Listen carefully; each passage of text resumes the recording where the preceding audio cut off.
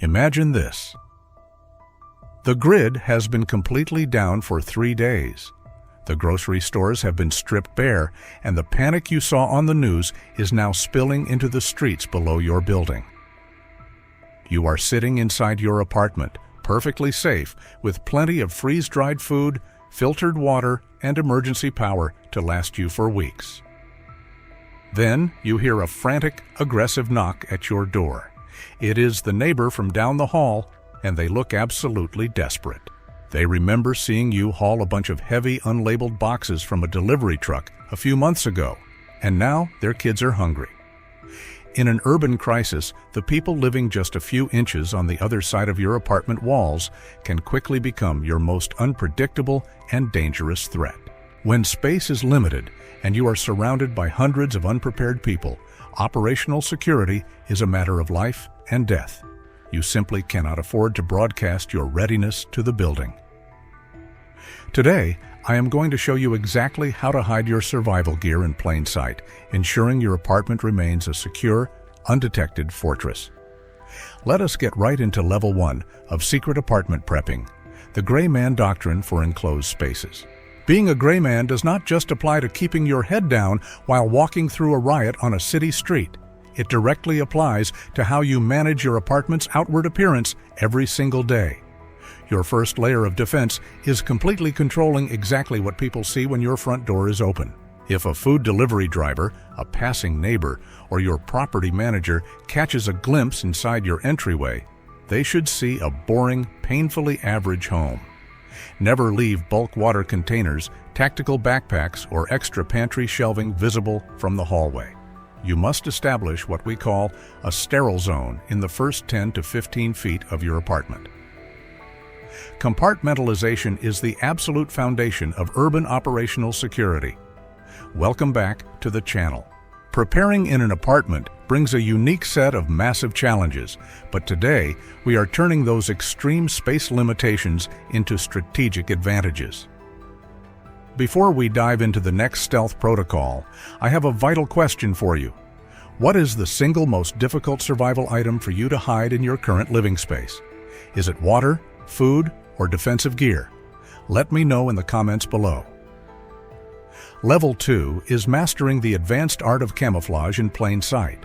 In a small apartment, you do not have the luxury of a hidden basement, a massive garage, or an underground bunker. You have to aggressively use the furniture you already own to conceal your lifeline. Most people waste incredible amounts of space inside their living room and bedroom setups. Hollow ottomans, storage benches, and under-sofa compartments are your best friends in an urban environment.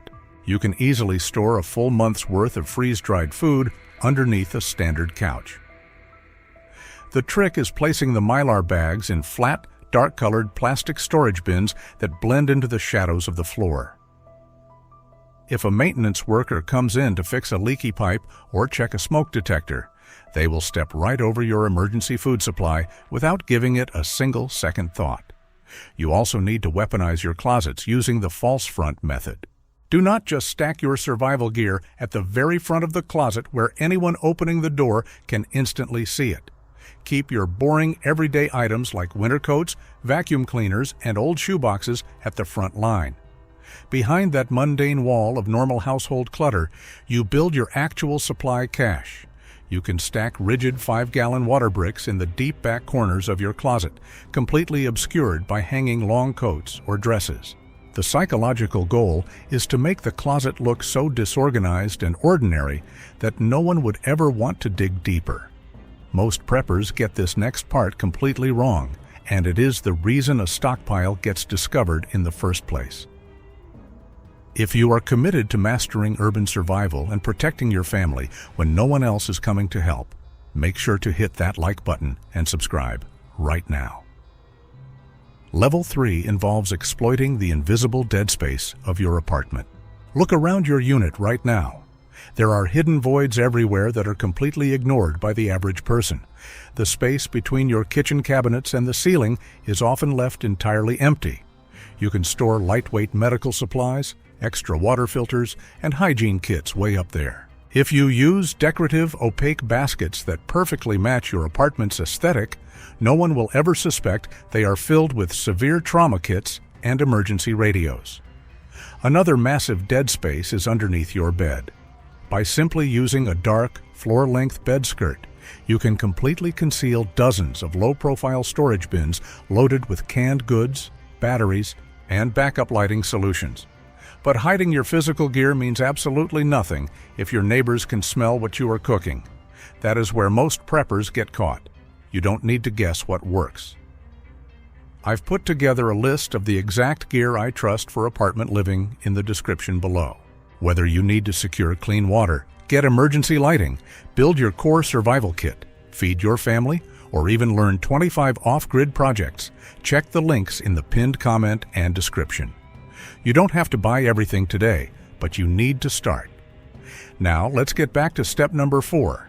Step 4 is strict scent and sound discipline. If the grid goes down, the rest of the building will be starving in the dark. Hot food has a smell. That smell travels, and it travels straight to your door. The shared ventilation shafts will broadcast your hot meals to everyone on your floor. This sensory leak will immediately draw a desperate crowd. You must stock up on survival foods that require nothing more than boiling water. You must use smokeless, scentless cooking methods. Rely heavily on indoor-safe butane stoves or military-grade flameless ration heaters. Furthermore, sound discipline is absolutely critical. During a blackout, the building is dead silent. Without refrigerators, televisions, or traffic, every noise is amplified. Do not unpack hard plastic bins. Do not clank heavy metal pots together. Use heavy blankets or carpets on the floor to muffle the sounds of your daily survival routine. Level 5 is deploying the decoy stash. This is a highly advanced psychological tactic specifically designed for vulnerable renters. If the absolute worst happens and your apartment is compromised by looters, you cannot let them find your main supply. You need to create a sacrificial decoy box. Keep a small, obvious storage bin in your kitchen pantry with 3 days of cheap canned food, a couple of water bottles, and some basic first aid. This brings us to the ultimate reality check for anyone living in a high-density urban environment.